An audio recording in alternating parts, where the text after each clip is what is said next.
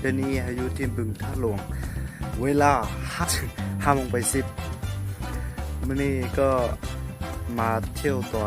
นแรงในอากาศก็ดีถ่ายรูปก็ดีเนาะเราเบิ่งเด้อถ้าใครที่มักถ่ายรูปหรือว่ามักลิ้นก็มาลิ้นได้นะตอน5 โมงขึ้นไปก็จะถ่ายรูปก็จะได้รูปงามเนาะใครที่มักก็มาถ่ายเด้อไปเข้าไปออกกำลังกายลิ้นกันเข้าไปออกกำลังกายลิ้นมื้อนี้ก็ตั้งใจที่จะมาออกกำลังกายลิ้นมาครับอากาศทางนอกเลยเนาะ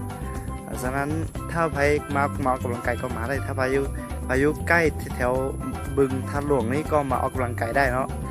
ถ้าใครมักถ่ายรูปก็มาได้เด้อรูปถ่ายจะได้รูปงามเด้อ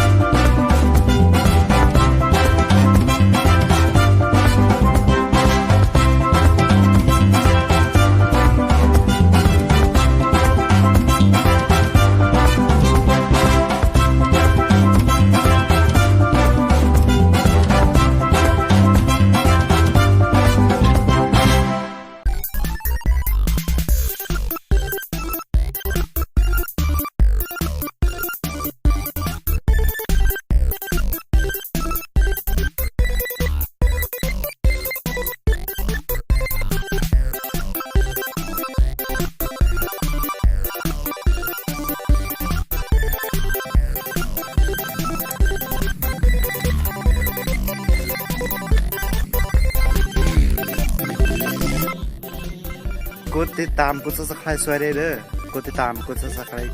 ช่วยช่องแชนแนลของพาได้เด้อ